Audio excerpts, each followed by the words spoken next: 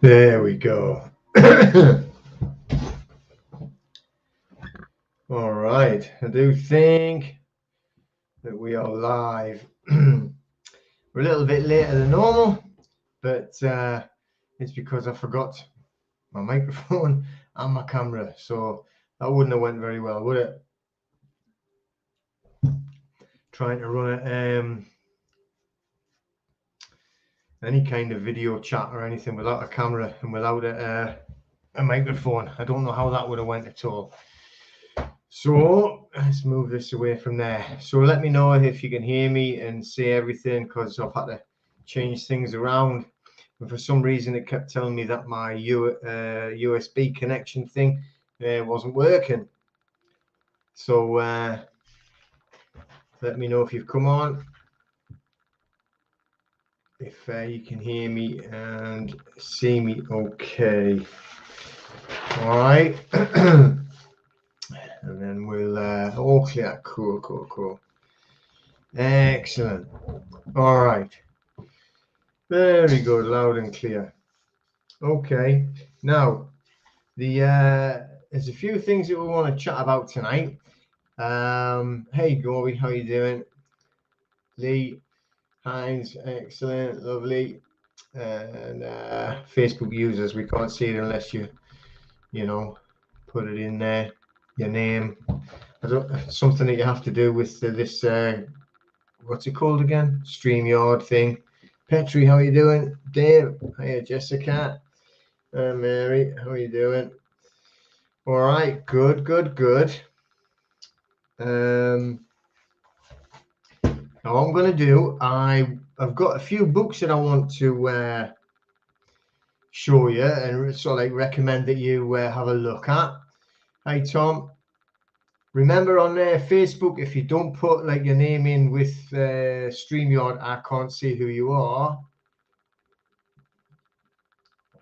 Excellent, Petri. Glad to hear it. So just remember that. So I can't see your name if you're on Facebook and you haven't given it or whatever you would call it to StreamYard. Okay. Hiya, Raymond. And Judy, hi. How are you doing? Hiya, Ian. It's getting warm in here. As well as like recommending. No, I haven't yet, Gobi. I'll have a look at that. Actually, I'll tell you what, give me a sec. I'm going to get a pen. A pen. And I'll make notes as we go on. Get a highlighter as well, just in case I do need to make any notes. Hi, Stephen. I'm just going to write that down. I'll write it on here. Ooh. Hey, Taylor. Hello, Marie. Hey, Derek. Yeah, anyway, what was I saying? Okay, yeah, we're just going to go over a little bit of sort of like the bills of exchange, and also from the bills of exchange, going over to House Joint Resolution 192. Just, hey, Darius, just, that obviously there's a lot of people that will have like viewing and everything like that from the United States. So, we have to like, hiya, Noel, give people information from the United States that's relevant to them, as well as, the UK and Australia and everything else. Hiya, Wendy. Hi, Des. So, it's funny because it's got like I don't know what you would call it, like a sarcastic message, I think maybe. That film about Silence of the Lambs. You ever seen that? Long time ago. And there was the woman, the FBI agent. She was called something like Clarice or something like that. And so it might have been her herself, and sent me this sarcastic message saying like about like, why are you telling people about these American things.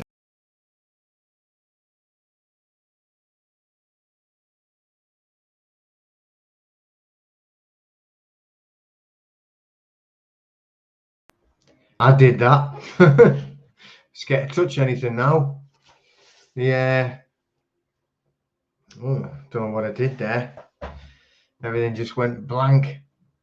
All right. So can everybody see me all right again now? Then I just for some reason I touched something and I wiped off the camera and the microphone both at the same time. Yeah. Hiya, Michael. But anyway. And I say, yeah, some fava beans in County. But anyway, she sent me this very, very weird like message. It's like saying, you know, why are you saying things about like the UCC? Other people don't tell you about like American stuff and UCC. Like, do you know, I've got like it's more me about like 30% on the of people that listen that are from the United States. So, you know, why aren't I going to tell them about like how to do like American things and the House Joint Resolution 192, and the UCC's got a lot of different aspects to it, not just the United States.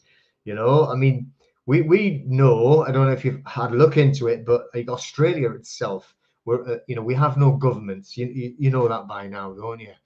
So, but for in particular Australia, it's actually we've seen it registered as a corporation in the United States, right? So it's registered in the United States, so it's a United States corporation in Australia. Yeah.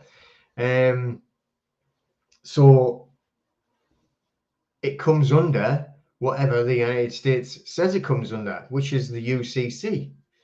So you kind of tell me that you know that the UCC is purely just on one thing. It's not. It covers a lot of different things. No, I didn't get that bad in the rain. It wasn't so bad up on the East Coast, but it was lovely getting up there. You know where I used to come from.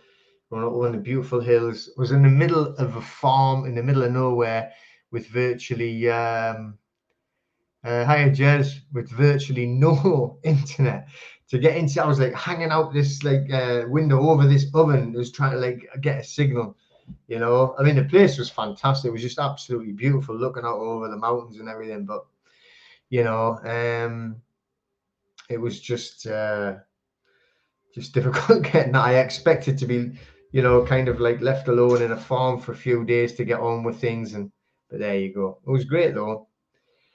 It was like, you know, leaning on the oven, I was thinking, I hope it doesn't switch it on and melt me laptop, you know, but totally forgot what I was talking about now. That's your fault, that. But I mean, it was nice. It was nice. It only rained a couple of times. The car was absolutely filthy. They had some, this is true as well. They actually had ploughing Scottish ploughing competition, Scottish ploughing championships in this farm. So like the the uh, the whole place was just covered in ploughed up mud. So getting to and from the place, it was just everything was covered. I had Tony in mud. It was just mud everywhere. And when we came back and I was like parked up, you could actually smell all the cow manure, you know, all over the car. But anyway, so we've had a little bit of a clean up.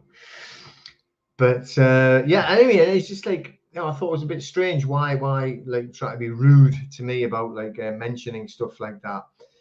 Because also, which I do want to direct a few people to some courses that I've been looking at. And I've just been trying to pull them up on my laptop and it's all disappeared. But I can tell you where they are and I can give you certain names and everything where to look for these courses on the 1099, okay, which are 1099 OID, original issuer discount. Now what that does is it returns to you the money that was spent by you creating the credit. So what I mean by you creating the credit is, let's just say for instance, I haven't got it, but like you use your bank card. It can be a credit card, but let's just stick with a bank because it's like easy for me to talk about. Now, when I first heard of this, it was like, oh,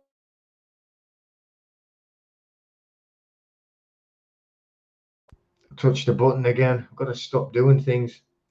And I've done a lot of studying, and I'm gonna you know, tell you about his website and everything, and you can go and have a look at it yourself. Just for your own information. You can watch it, not watch it. Like, I'm just telling you these things, all right? But it's most of you maybe even seen the Tazadak, all right? Tazadak Charbet. So on it, this is his book. What's it called? Commercial Warfare. So on this one here, Commercial Warfare, it tells you a lot on here about they're not the same as my documents, but some of them can cross-reference. But the names of them are a little bit similar, but they are very different. But on here and on a lot of other stuff he does, which I have studied with him live. Hiya, Andrea. Didn't get time to chat again. I was just, it's been just, that's what happens when you go away. You miss everybody's like chats, and you've got piles of people all lined up. Yeah, it's a good book, Gory. But he's got a lot of other books as well, not just this one, but this is, I would say, the starting point is what he would call it. But on here, this is goes over. He's obviously he's in the United States, but he'll tell you everything that you need to know about the UCC, and you know, the cabal rule the world. They rule everything. So, and they are the UCC.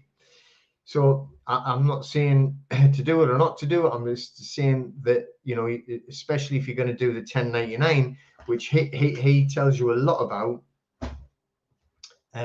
You want to protect yourself from the IRS because you have to talk to them. Tazadak Shah, all right? That's Tazadak, T-A-Z-A-D-A-Q,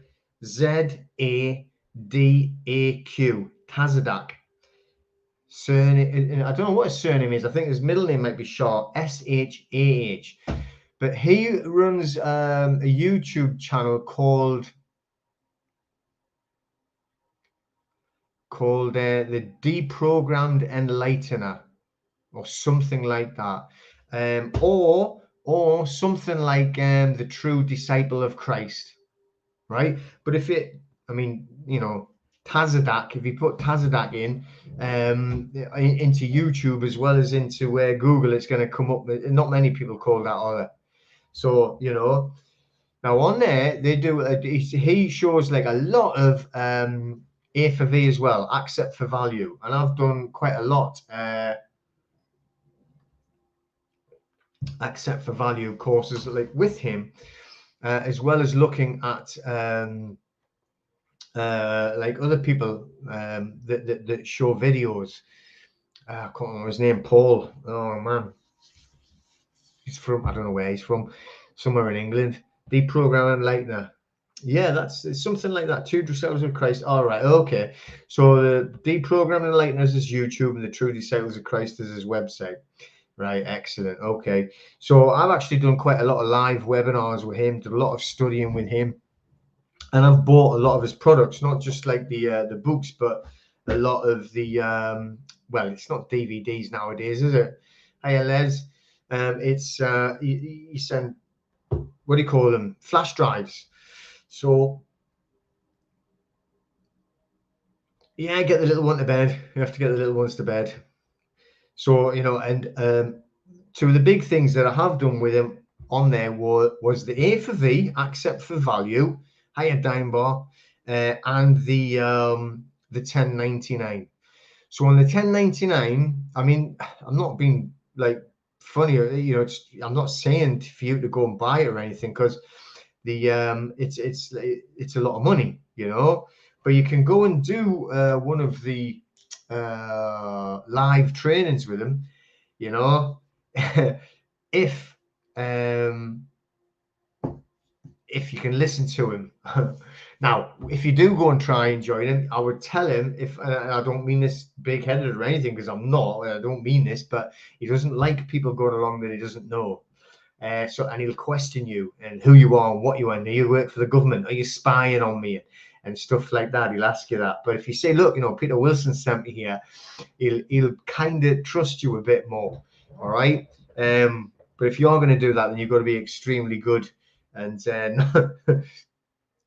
not be rude to him, and you know, make sure you're not, because he'll kick you off. He's you know, he's a guy. He is a guy. He's brilliant, you know, but oh, I can't see now. Where's my glasses? I'm scared to touch the laptop. Every time I touch it, it switches off my microphone, or still can't see that. Bad Vok. All right. Hiya there, Viggy. So anyway, but it definitely well worth listening to there, you know, like going to listen to Tazadak. I did a lot of the A for V, and he's been doing this for, I think, about 15, 16 years or something, probably longer than that. But some of the stuff that I've seen on his archives,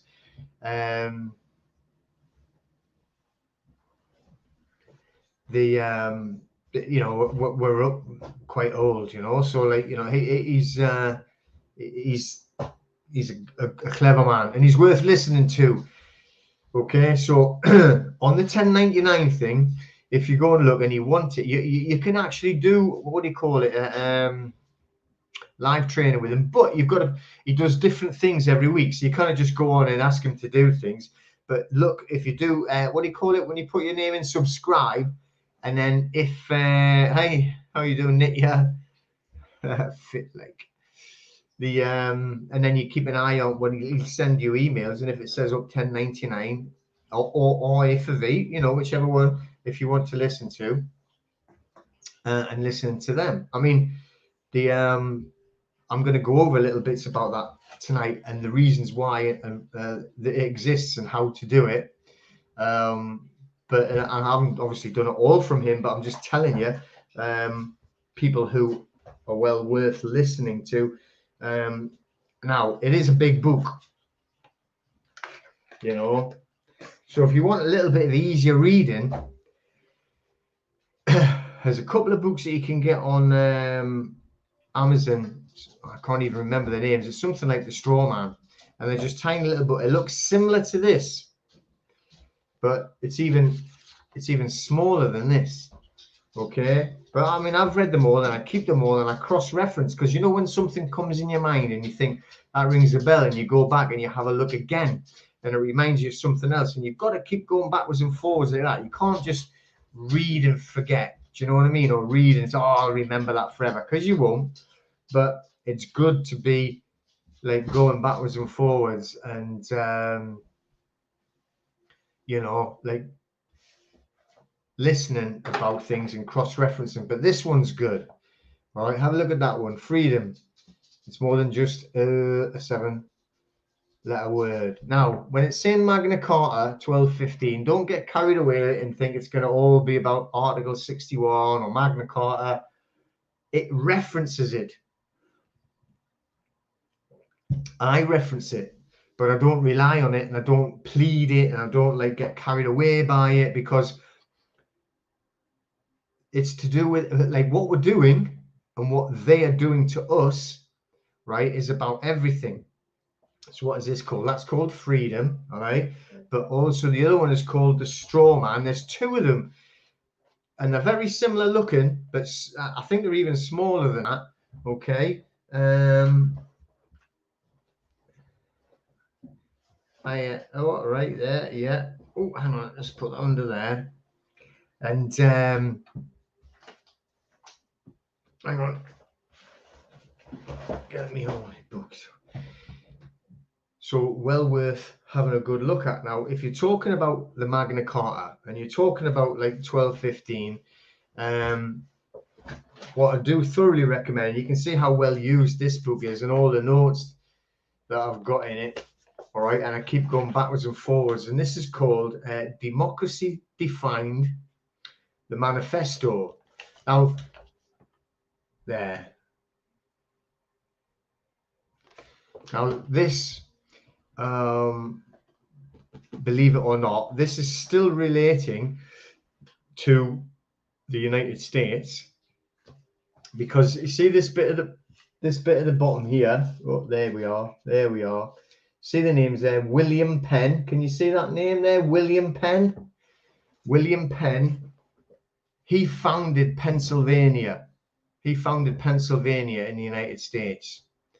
And the reason why he's in here, which is very valid to today's world that we find ourselves in, him and his friend William Meade were preachers, like priests, you know, like saying whatever, they're reading the Bible. And they got arrested for preaching in the wrong place. They said it was an unlawful place to preach. So they like carted them off to jail and took them to court. Now this is where the Meet Your Straw Man, is that what it's called? Yeah, great. Well, that's the book that's on Amazon, Meet Your Straw Man. Is that correct? Something like that, though. They're two good little books. But anyway, and when they got taken away and they had to go to court, what happened is still what should happen today in any court in any part of the world.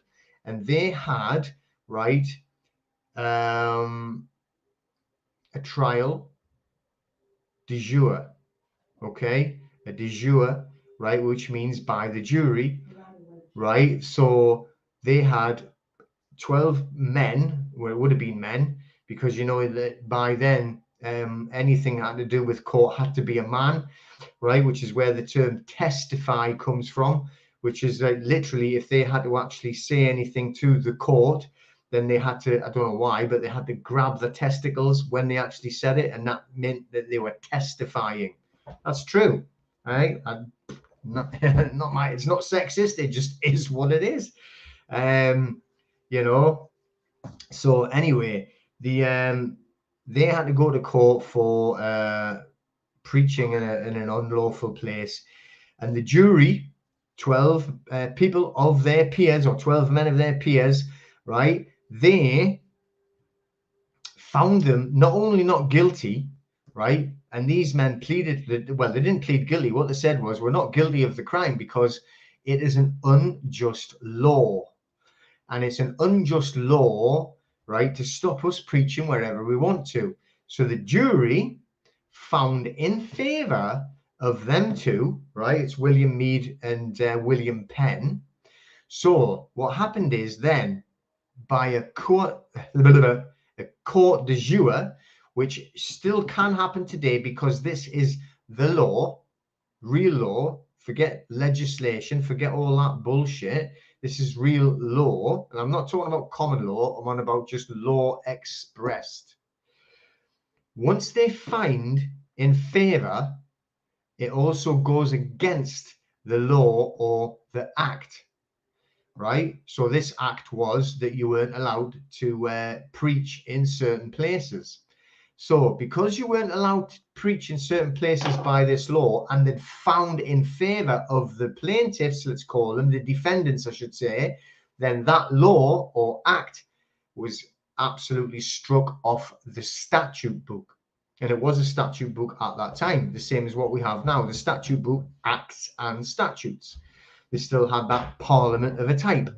So that law and that statute, it had to be struck off the statute book. Now, I tell you what they did, right? The authorities, being exactly the same then as what they are now, were not very happy with the jury for finding in favor of the two defendants, William Meade and William Penn. So they locked the jury up in jail, right, with no food and no water, for a few days, right, and left them there to say, we're not letting you out until you change your mind and find them guilty. Yeah, and that's the truth. Now, if you think I'm lying, you can go down to the Old Bailey in London, and this is a picture of the plaque. That's what it looks like. There.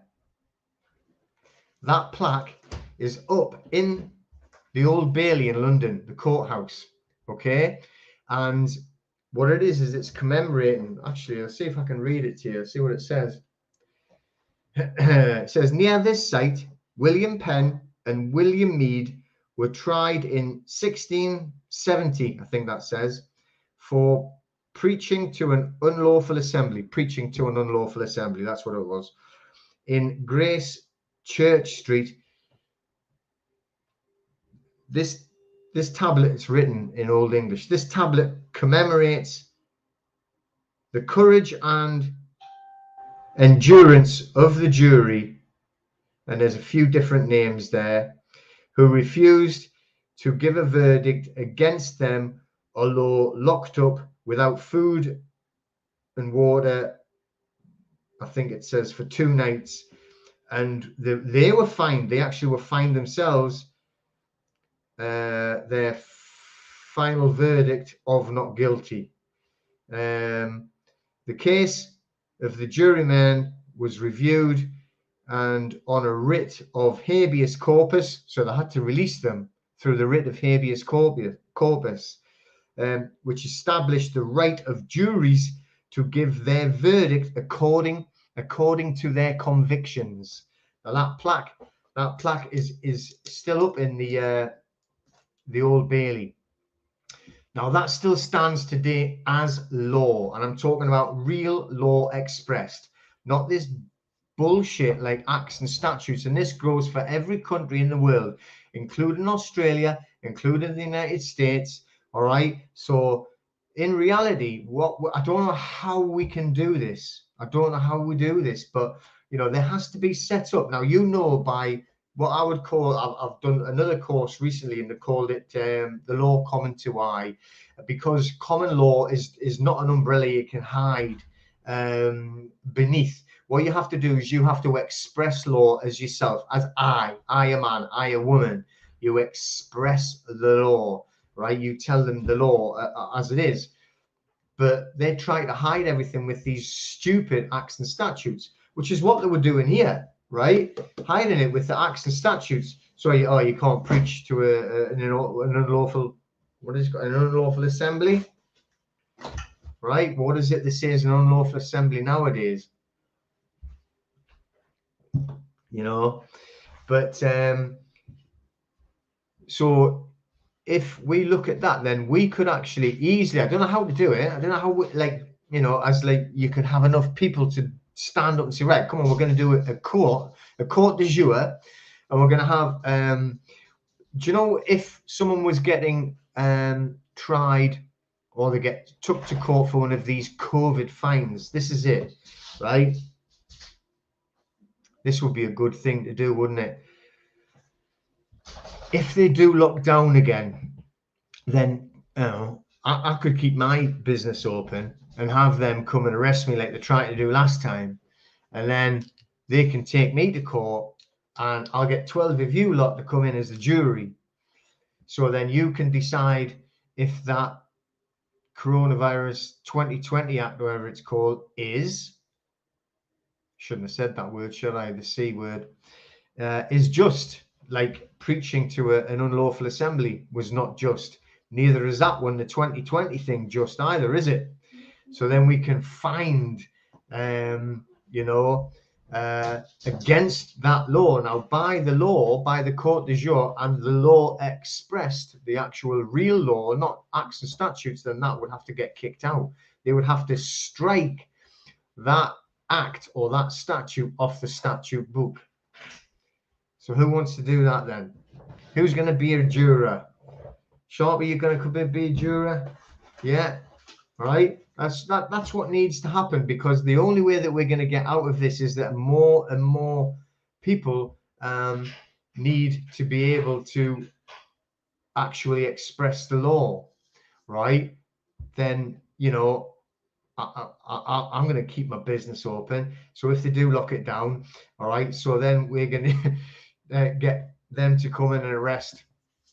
And that is how you actually fight against that corruption, So like I say, you can see all the notes in here, and I've still got them. I've read this hundreds of times, because there's so many great notes in here, and there's so many great things in here, and it tells you all about. It's amazing about how they fought, despotism from back in the day, because what we call democracy and what we've got now, and everyone says, yeah, but it's a democratic system. It's not. This is not democracy. Now, I know this is completely different from what I was actually going to talk about, but it's not a democracy because it's suffrage. Suffrage. Now, have you ever heard the term suffragettes? You must have, in both sides of the Atlantic, right? So the thing is, right, if you actually have, which literally is, right, the rule of the mob, and it is the rule of the mob, then it can't be democracy. What we mean by the rule of the mob, and if you like have a read through this book, and it'll explain it really, really well. So, for instance, that if you have like 1,000 people, and one of them says, "Well, that's not fair," then the democratic thing was you don't do it. That is real democracy. Whereas what they say is, right, oh, if like 501 people say we're doing it, then we're doing it. That's mob rule, not democracy. Does that make sense? Do you understand what I'm saying? Now, I agree with that. Why is it that we can go and do like a vote? And I tell you what, I mean, there's no election or vote or anything that's anything like real or fair. It's completely all corrupt. Everything that you ever see is corrupt. It's all a lie. And whoever is being picked by the cabal to put in there is going in. Simple as. That's it. Done. All right. But the what should happen on any vote there, if one person, which is in this jury we're talking about on there, if on the jury, if one person in a jury stands up and says that's not right, then they have to find in favor of not right. It's either all or nothing. All or nothing. That is democracy. That is real democracy. So it takes it back to like ancient Greece. Demokratia was the name where it comes from, democracy. And it goes into, for you reading on that book, it really explains about how it actually used to work and how you would have what they would call now a Senate. But it wasn't a Senate like what you think is in America, but it was the similar building, similar thing, and a similar thing happened, and how they discussed it. You know, this is like what's happened now is what they've completely perversed it and like corrupted it and turned it into something filthy and disgusting. That there's no law. Law does not exist at all, right? And these things that they call courts are not courts. There is no say. There is no backup. There is no law, right? So when you have a democratic system, everyone is heard. Everyone. Okay, so you know the it's just so annoying, like you know, like when you talk about these things, or I get carried away. I know I do, right? But anyway, so let's move on, because I still haven't said anything about the House Joint Resolution 192 or the Bills of Exchange 1882, which is what I was supposed to actually be talking about. But there you go.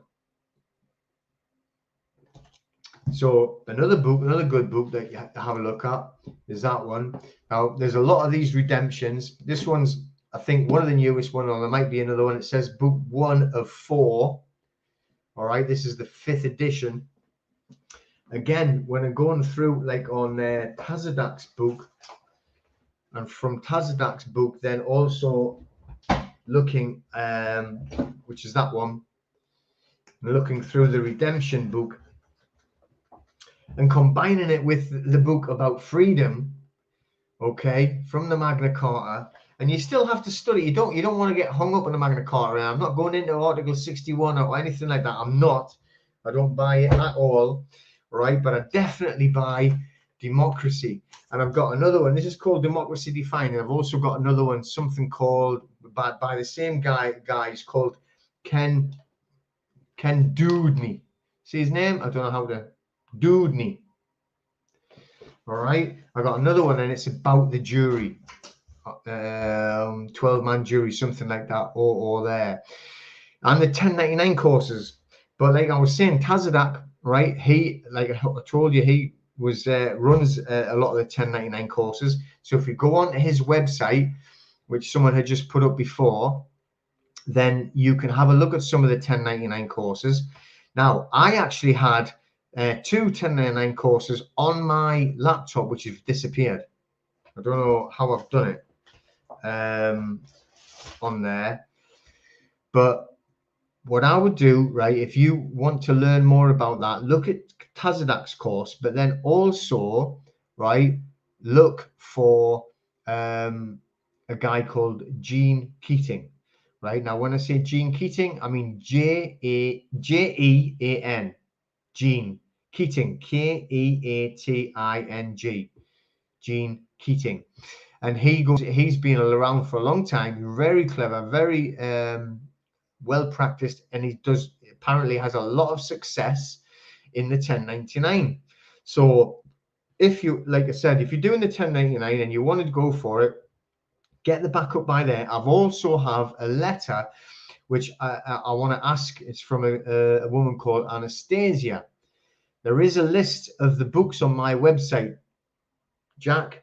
All right, there is a list of those books on my website. Which web address, Mike? Which one are you talking about? Mine or Tazadak's? I don't know his website address, but someone put it something about the true disciple of Christ, something like that. All right. So check out like Gene Keating for a lot of the work on the 1099. Okay. So looking at those, and then on the 1099, it's literally a tax form. So because you have to do a tax form, you have to put yourself onto the IRS list, if you want to call it a list. You have to apply for an EIN number to get these forms. You can't get them without it. So I have them. I've got the 1099. I've got the EIN, and I've got the 1099 form sent to me. I had to ring up. And I've spoke to Anastasia and Tazadak, and got well. I had to Google to find the numbers of the IRS office in Austin, Texas. All right, they gave me that number, and from there I haven't filled the forms in yet. Now the woman that I was talking to, Anastasia, I think that's how you say her name. She actually gave me a letter that you can send off. Now I don't know who wrote the letter, so I'd have to ask her if I would like to give it to anyone else. I don't know who wrote the letter, and you give this letter to the IRS with your 1099 form, and you put down all your figures. Now I've showed you before. You have to, for instance, if you want to do it, we're running out of time, but let's just say it was 2018. So you've got to the end of December to apply for it. So you would get everything that you've paid out of your bank, everything you paid out of your bank for the whole of 2018, every direct debit for everything, mortgage, gas, electric, water, not if you've claimed it back somewhere else though, right? So just got to remember that. You can only claim one thing back once. You can only go back 3 years on a 1099 claim. Everyone will tell you that. Anastasia will tell you that. Gene Keating will tell you that. Tazadak will tell you that. Now it can be. You're not talking to banks, by the way. You don't have to speak to your bank whatsoever. You're talking to the IRS, and you have to make a list out, and you put it on your 1099, and you send it off with this letter to the IRS.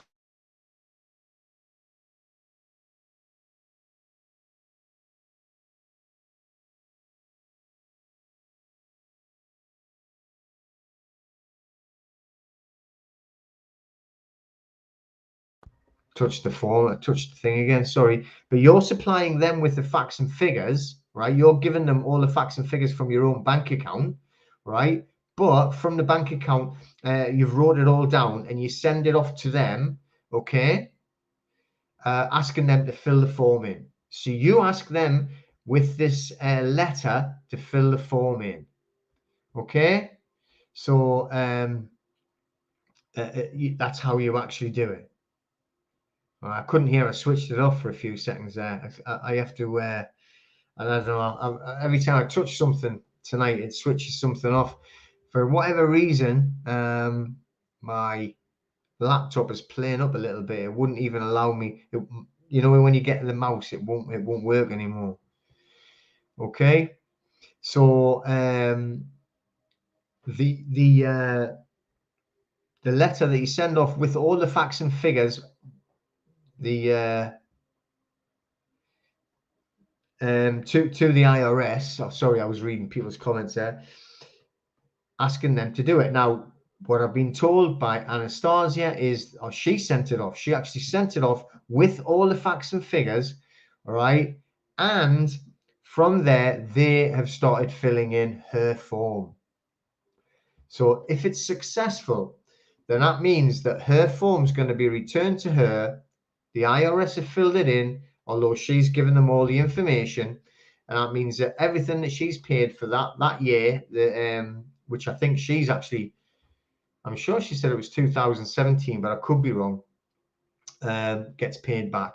That means everything you paid on a direct debit, a standing order, right? By your card, your bank card, right? Anything you've bought, petrol, fuel, food, clothes, it doesn't matter. It's that card. What you can't do is transfers to yourself or bank withdrawals, like, you know, with a cash machine, the hole in the wall. You can't claim them back, but everything else you can. All right. So, and part of the reason why you can do that is called a 1099 OID, original issuer discount, and it comes to fruition because of Public Policy House Joint Resolution 192. Now, here's the interesting thing. All right, listen to this now. All right, I have to put my glasses on to read it. House Joint Resolution Policy 192 is from the United States. So why does it apply across the world? And it does apply across the world, but it's part of the UCC. Isn't that weird? All right. So actually, this is very small writing. I'm going to try and read this. Okay. Now, they did it by creating an emergency. And what they've done is they actually took away all the, you know what they did in fact, I'll pull it back a little bit. Okay. I'll pull it back a little bit and then switch up to there. So we're going to go back to the Napoleonic War, 1815, 1816, somewhere in that area. Now, the United Kingdom, or England really, right, was made bankrupt. Who was it made bankrupt by? Can anyone know who?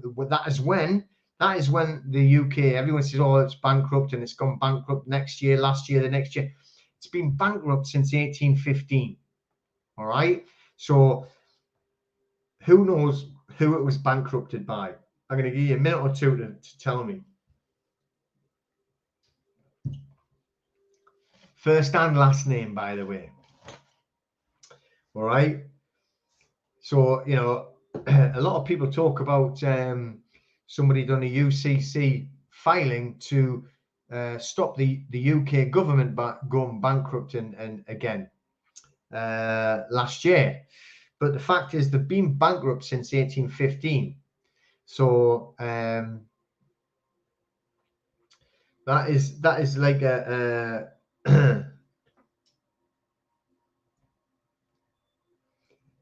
is, well, yeah, I'm going to give you that then, titanium, but it's Nathan Meyer. Yeah, Nathan Meyer Rothschild. Okay, that's who it was. Nathan. Yeah, I know it was the Rothschilds. That's too easy. Nathan Meyer Rothschild. Okay, right. He actually made the England bankrupt. Now he was German. He was German, and he was using the Napoleonic War, which wasn't against England and France. It was France against everybody. Hiya, Margarita. You know, but this is where it started. Okay, when it was made bankrupt. Then what he done is he actually used that war, and he used the Battle of Waterloo to basically bankrupt the entire country, because he pretended that Napoleon had won. So he was selling all his stocks, trying to get it to drop down, and it did drop down. Everything dropped down. So when all the prices are going down of everything, right? So everything's like going mad. Everyone's trying to sell, and it's crashing the price. It's crashing the country. It's crashing the economy. So when it hit rock bottom, couldn't go any further, he bought everything. The Rothschilds. Now his cousins, right, on the other side, were already funding Napoleon. So he was funding England. The other side were funding Napoleon. So they had no way of losing, did they? Right? So they bankrupted. It wouldn't surprise me, yeah, that it was De Pfeffel's bloody De Pfeffel. What a name! Where's that come from? Probably was his German. Anyway, stop my head going. So that's when it was like made bankrupt, right? So from there, they have got the central bank. This is where they've controlled the whole of UK ever since. Ever since the Bank of England, it's a central bank. It's not English, right? It's German, if anything, because the guy was from Germany, but it wasn't from Germany. It was from way back. Game of Thrones, man. The whole thing's a Game of Thrones. The Iron Bank. The Iron Bank was ruling everything. It's just so, you watch the Game of Thrones, you know what's going on now. It's like a documentary saying, look, what's going to happen to you? But we're going to replace like all the dead people with that, you know. So anyway, but it all goes back to playing with your souls as well, because if you take that right the way back, which I've said before, you're talking about like the Pope doing the Unum Sanctum, but this is how it all played down. And then Henry VIII in 1540 doing this first set of KV Trust, and then coming down to June the 18th, 1815, the Battle of Waterloo, right? So that then we've had like what's his name, Maya, like Rothschild, who actually like bankrupted England, which United Kingdom. All right. So from there, not that much longer, I've got the 1882, they created the Bills of Exchange Act, 1882. Okay. From the Bills of Exchange Act, 1882, it moves on. From there, there's lots of different things which create accept for value, A for V's, which is what I was telling you about Tazadaq doing it. But that's how we know how we can do it from there. And also the promissory notes on the Bills of Exchange Act, because they took away money. In the Bills of Exchange Act, 1882, they took away money. And then in 1913, right, they took it all away, right, and they took the backing of the, it used to be called pound, they still call it sterling, and it's not, because it's not backed by silver anymore, pound sterling. It's not. They took it away in 1913. So in 1913, you couldn't, in England, you couldn't own gold or silver. And they said it was the orange juice scam. They said it was to help England fight the war, First World War, 1914. So that you weren't allowed to have gold and silver. Now, what does that sound like? Right? Where's the big, how comes like people don't talk about that in England now? How comes people are so worried now, saying, oh, isn't it terrible that they're trying to mandate this? What a terrible thing to do. What about when they went around and says, right, any wealth that you have, any gold and silver you have to give it to us. Oh, how much are you going to give us for it? Nothing. Give me it or I'm putting you in jail. How's about that? How's about that for some democracy? So how comes people aren't talking about that, right? Like still now, because it happened in England in 1914. It's not, 100 and odd years ago. It's like, it's not like it's 1,000 years ago. And people forget. And people are going to forget about this in 100 years time. They will forget. Right? So from it in 1913, and you've got to remember 1912, something else happened in 1912 which laid up the 1913 taking away the silver. Somebody tell me what happened in 1912 that helped them take away the silver and gold of the United Kingdom in 1913 to help create the First World War. What happened in 1912? Somebody tell me on the chat. And it also drove straight the wedge through to make it easy for them to do House Joint Resolution 192 in 1933. Right? Two things that they did. one thing that they did that helped them, two events, the Titanic, exactly, right? The biggest opponents of the central bank were on the Titanic, and for some miraculous reason, the Titanic sank with all of the people that were on it opposing the central banks. 90% of the enemies of the Rothschilds drowned. Just coincidence though, okay? And then the First World War was just a coincidence. They just wanted all them people to die for no reason, just a coincidence, right? And then it comes into 1933, and what they do, the same as what they did in 1914, right? With they took the gold and the silver away from the United Kingdom, they did it in the United States. All the silver and gold had to be, especially gold, had to be given in to the government, right? And if you didn't give them it in the United States in 1933, you faced $10,000 fine, right, and 10 years in prison. In 1933, 10,000. Who the hell had £10,000 or dollars? Sorry, in 1933. You know, so then you had the House Joint Resolution come out, which I'm not going to try and read. I've actually got it there. This is Tazadak's book I'm reading it from. I've actually got it on the laptop. Let me have a look if it's easier to read on there. It's just too small. House Joint Resolution. There you go. So on June 5th, 1933, Congress enacted House Joint Resolution 192 to suspend the gold standard and to abrogate the gold clause.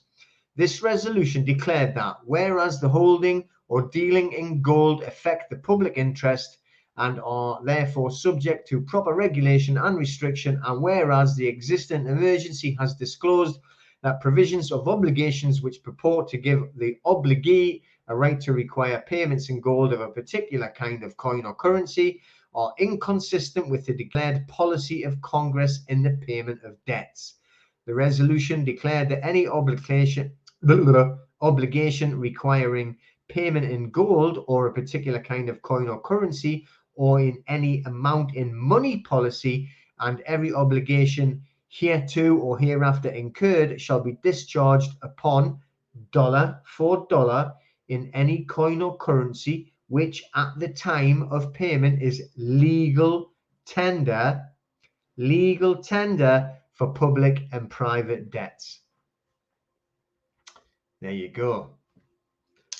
All right, got rid of all money and put in legal tender. All right. So whereas we have the Bank of England in the United Kingdom, or the Bank of Scotland, it's all the same thing.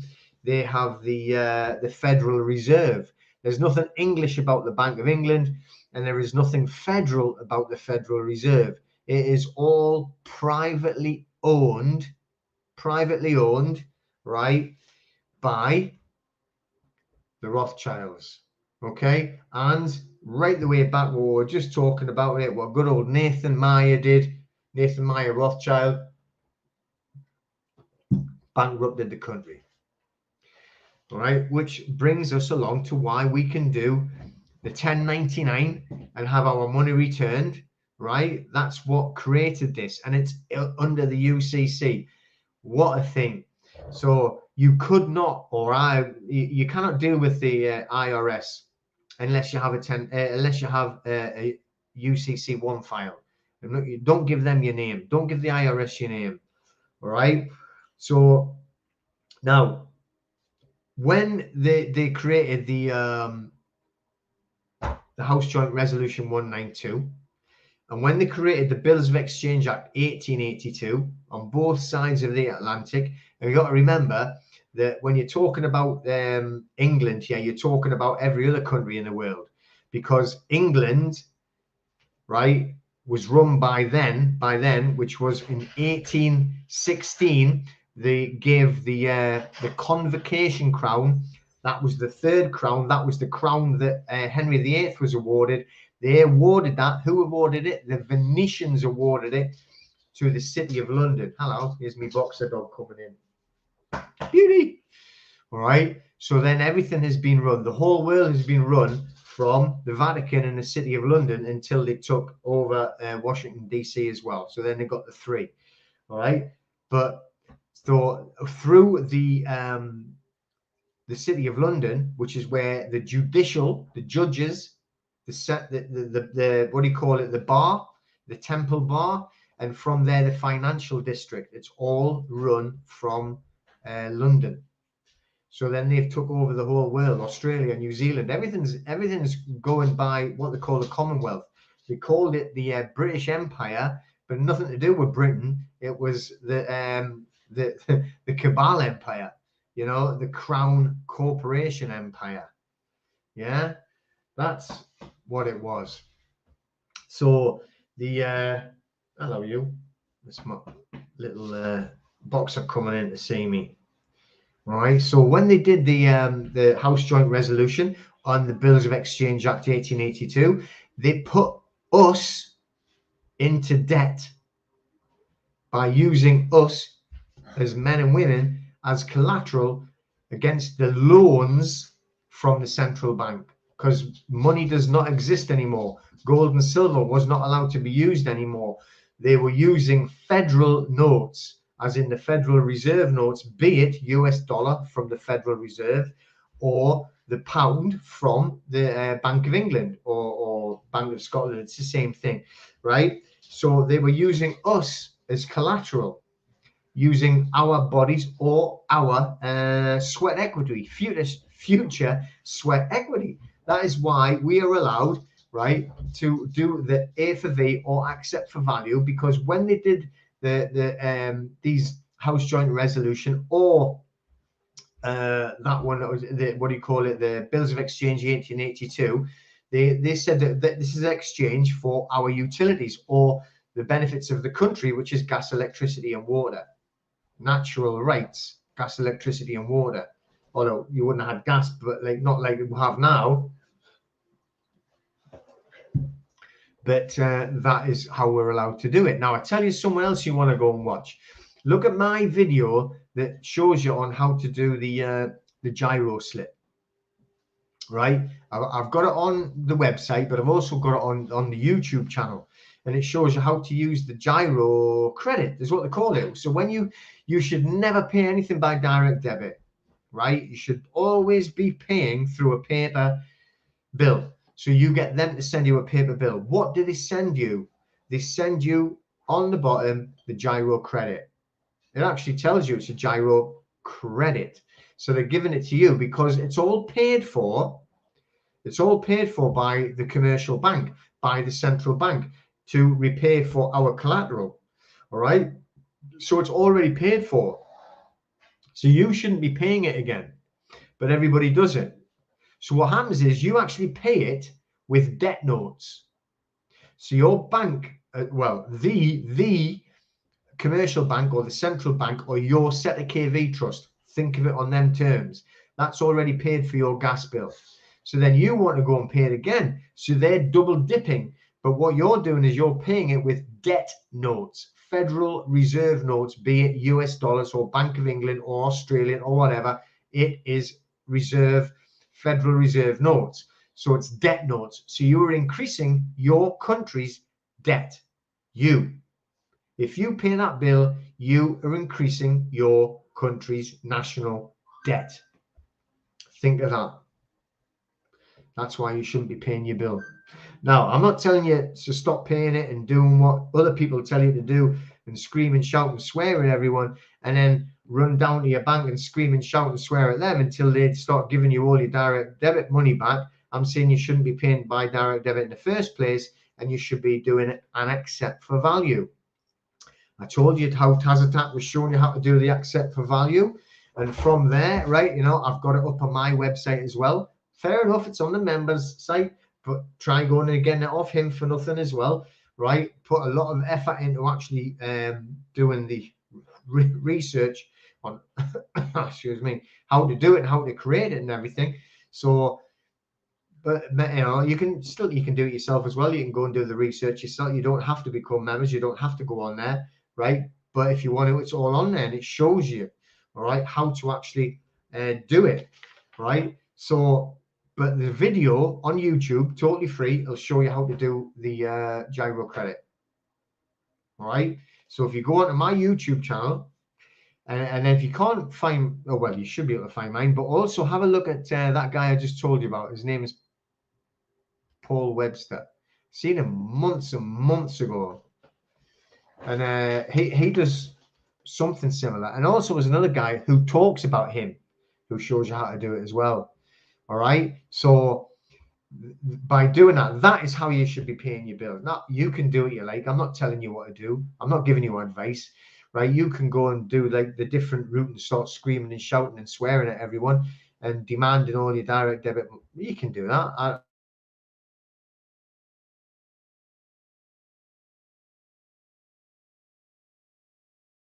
I did it again. Sorry. Didn't mean it. Every time I touch something, it switches something off. But anyway, yeah, Paul Webster, like he's done this before. He's got videos up the same, similar type of thing, and he explains a little bit as well. So check it out, or like I say, check out like Tazadax as well. But my gyro credit one is up on there for sure. Okay, Michael Tellinger, he does great stuff about like the promissory note, which the promissory note is accessible and usable because of the Bills of Exchange Act. Okay, 1882. Okay, so do we only need a 1099 or do we need a 1099? You need a 1099 OID. OID. That is a form that you have to send off. Now, I thought I had got the wrong one. I was talking about Anastasia, and I showed her the forms and everything that I have, and we went over the letters and everything like that, and how to fill them in and where to send them. So, if you have a look at the other course I was going to show you, it's totally wiped off my laptop. I've gone on to show you it tonight. It's totally gone. But the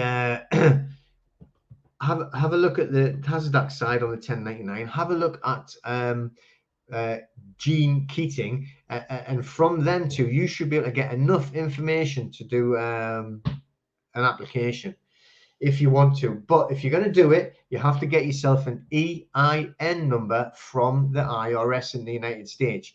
And if you're going to do that, then get yourself on the UCC one. Don't do it without a UCC one.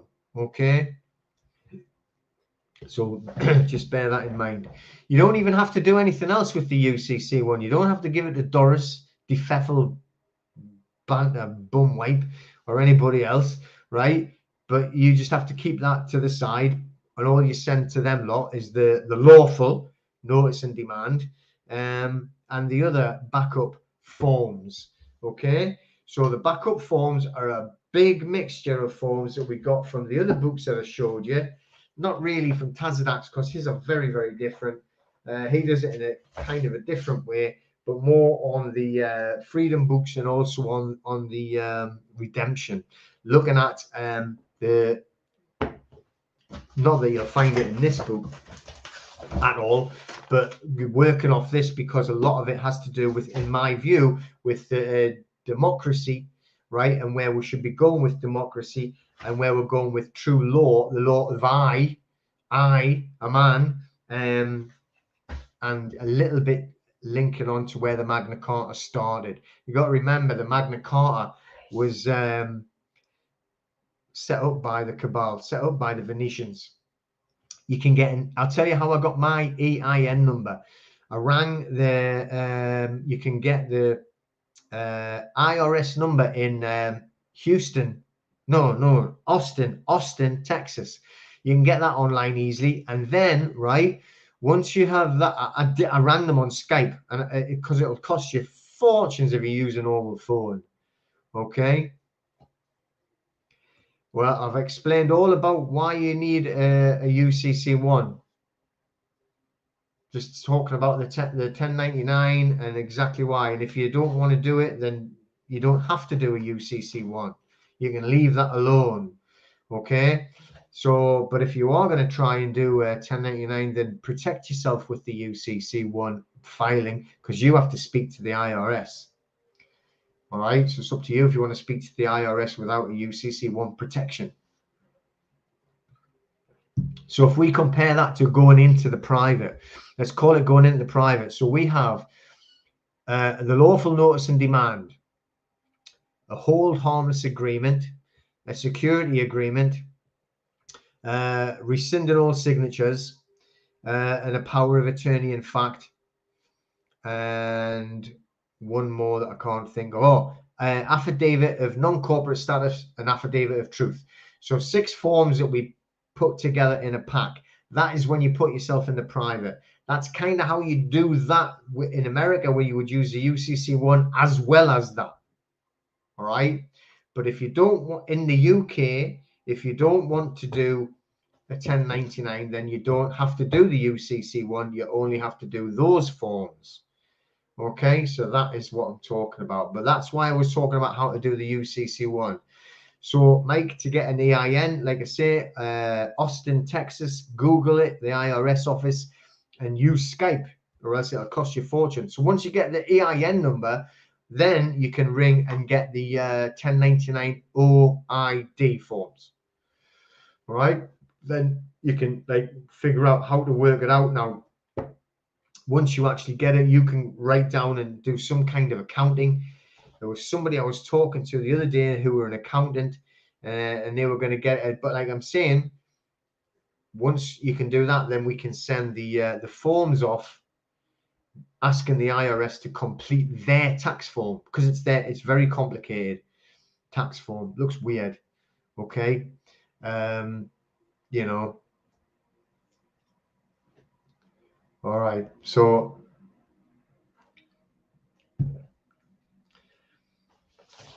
but anyway, we're going back. So like I was saying on that, and because of the House Joint Resolution and because of the Bills of Exchange Act 1099 is why we can actually do the accept for value and also the promissory note. That's what creates it. So I did have it written down right on the actual act, because it tells you on the act. I'm sure I had wrote it down somewhere. I probably lost it now, because I've wrote it down, the House Joint Resolution. Yeah, I've wrote it on all of our forms. Can I do a screen share on here? Share, can I do that? Share screen. All right, I'm going to have a look and see if I can share screen here, and I'm going to show you one of the forms that we do. Let's have a look. Let me have a look here. Yeah, I'm going to open this up now. This is my website. So let's go and have a look here now. Okay. So A for V, support and paperwork.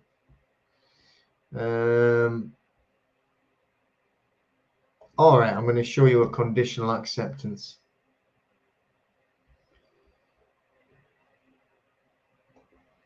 All right, so let's see if I can share my screen. So share screen,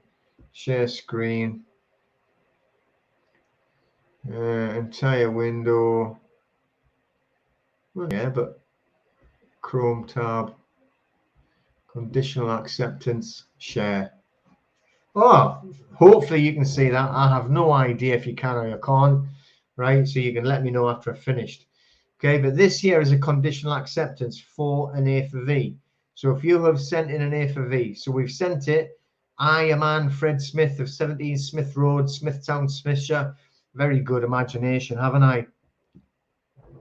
AB12 3CD, AB12 actually, 123, ABCD.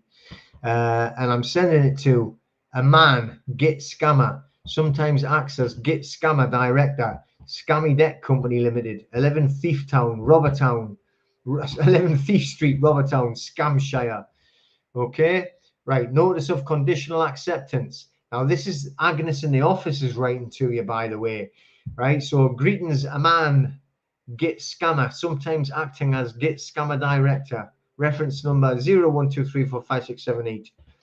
I received correspondence from you in relation to the above referenced account dated blah blah. I would be delighted to deal with this matter further upon receipt of proof of claim that this matter has not already been settled privately with your director, Git Scammer, on or around blah blah, with a money order as in line with Bills of Exchange Act 1882, Part 4, Section 83, Paragraph 1.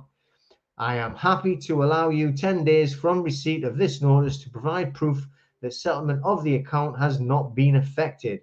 Otherwise, I will consider further correspondence to be a vexatious abuse of my time and will hold you liable for my costs in dealing with this matter further, to be billed at the rate of £100 per hour or part thereof. Okay, so let's see if I can get rid of it now. Stop sharing.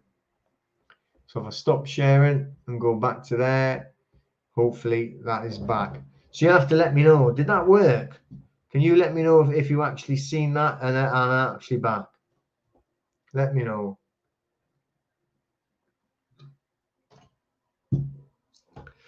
So all of that comes from the Bills of Exchange Act. All of that comes from all of those acts. Yeah, we did it. Did that sorted out then, Jez? Champion. Very good, very good. See how clever I am? I didn't know that that would work at all. I have no idea. Now,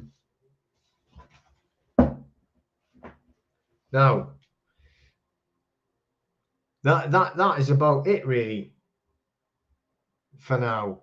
So one thing that I do want to say, I was away all week, and just before that I went away, I was looking at Robert from Observation Deck, which I recommend everybody do, especially now if you're interested in or worried about or want to argue with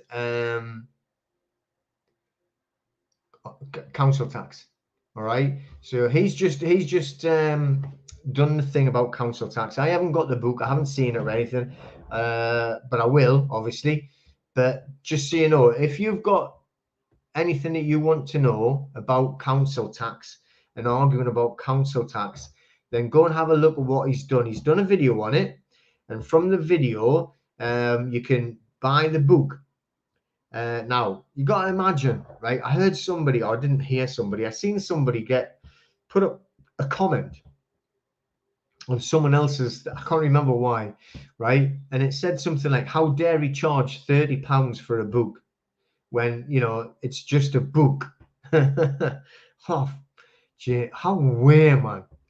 I mean, look, this guy has spent like hours and hours and hours for months on reading and researching and finding out ways on how we can actually argue about like this dreadful, corrupt and fraudulent tax. All right. And then, right, council tax is what is it now, like £1,000, between £1,000 and £2,000 a year per person, and like, you know, this woman was going, how disgusting it was to charge £30. I gotta be off your lid, you know, to say something like that. But she did say that. Now, you know, but there you go. What other books do I recommend from him? Well, all of them. Trying to think what they are now. We've got like the Commercial Liens, you've got the Debt Bomb, and I've got another one that's not a book. You've got something about the law. Can't remember the full. I've got all his books, but also what do you call it? The masterclass, which is the debt masterclass as well. So you know, which isn't a book. It's like a course. You have to go and do the course. But I recommend everything from Robert, everything. So, you know, but I've done I've done the course that he has. I've got all the books. I've studied all the books. I keep studying. I go back all the time and then cross-reference it with like the other stuff that I have here. and I'm looking forward to having a look at the council tax stuff, because what he says on the council tax is don't just cancel it and don't go into controversy by demanding it back like other people are telling you to do it now. I'm not saying you can't do it, of course you can, but I'm just saying, right? Well, I tell you what, the debt books will apply everywhere, Linda. I'm telling you, everywhere, because the debt books talk about and the fight people. Your data. Your data gets sold. As soon as your data is sold, it's broken the law, and it's broken the law anywhere in the world. Okay, so it can be like USA, Australia, Canada. If they have sold your data, which is what they do, they never sell your debt, by the way. They just sell your data. As soon as they've done that, they broke the law, and you can close the debt down. Okay, and if you want anything else, do you know what it is? I should let me have another look up here as well. I got speaking to somebody the other day about council tax. They do it a different way. So if you did studied the two different ways, I don't know if I'm going to be able to find it now. Where is it? It's going to be under groups. And it's something to do. There we go. They don't call it council tax. They call it council rates because it's from Australia. But it's exactly the same, and it's the Commonwealth. So if you're in any of them Commonwealth countries, then for sure, this Facebook group, it's called the Reality of Council Rates. So go on, have a look on Facebook, and there's an affidavit by a guy called Peter Joseph, and apparently he's had, according to him, I think it's him, he's had like 19 closures of the council with this affidavit. So if you have a look at that, but then also have a look at the way that Roberts described it on his new book. I don't know what it's called, but like the from there, and he uses an affidavit process as well. Okay, so the Canada, it's exactly the same as it's the Commonwealth, Canada, Australia, all of that. So this will yeah email Robert, definitely, so and this is all about helping people, and I'm trying to help people, so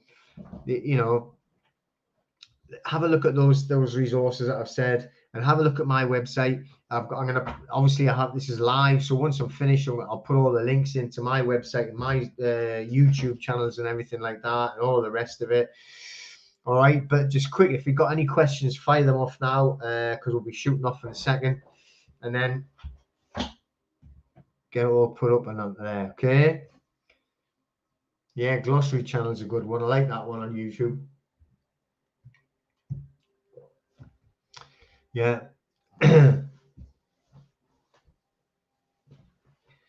If you go and have a look on Observation Deck,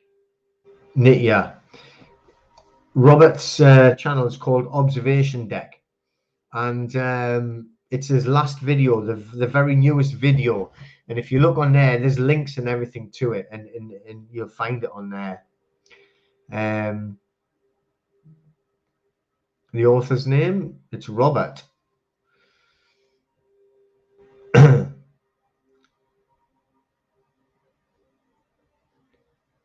All right, so let me have a look. Any more comments? No problem. Yeah, so have a look at those books and have a look at them. But I tell you what as well, I saying like I showed you before, Ken Dewdney, right? That there is just as important, democracy in is Darren not getting back to you? Oh yeah, I mean, unfortunately Darren is so busy. But I tell you, I'll give him a chase up for you, Wendy. Well, we've done a lot of work about trust. I did want to say more about trust today, but it's just like the time.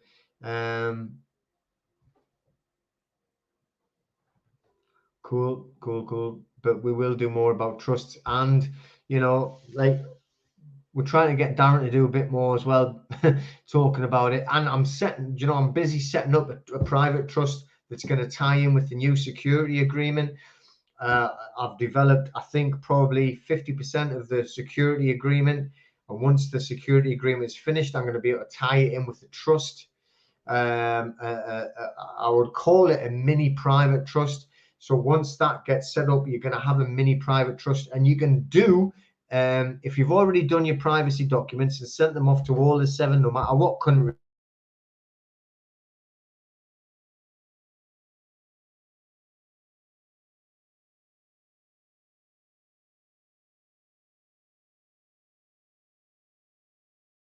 Switch my mic off again. All I do is like touch my computer. I'm gonna have to. There's something wrong with it. It keeps switching it off every time I Yeah, so just said, Tracy, it's all on there, all of them.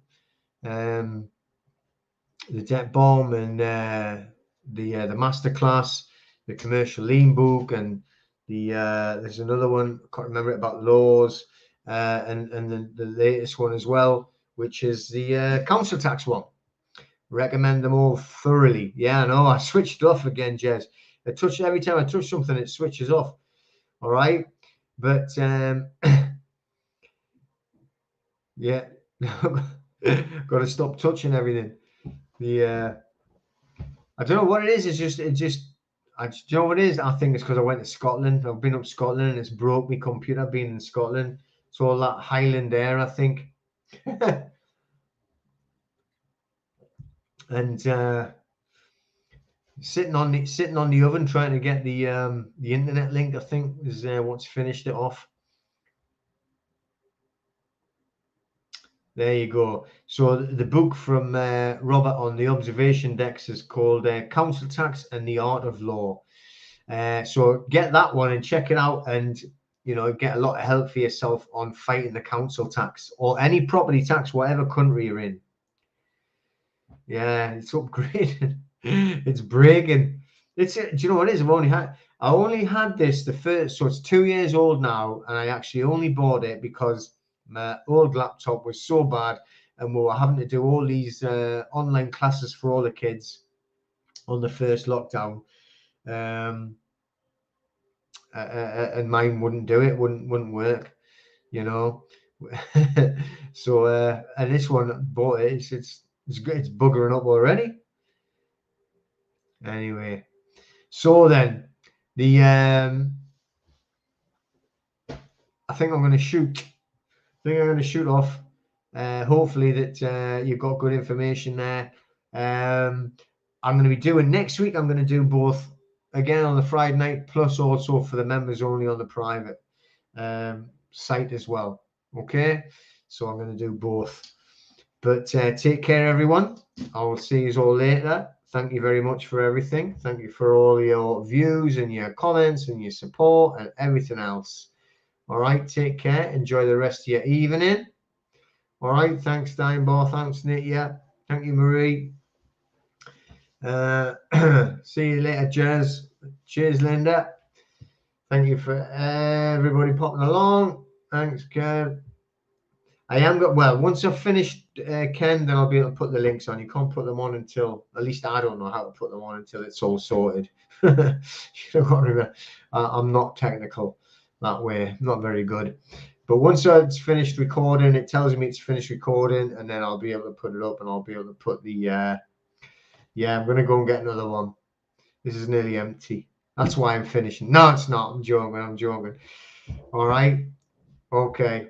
I'm going to end it now, and I'll go record it, and I'll stick it up and put all the links in for everyone. Take care. Have a good weekend. Okay. See you all later.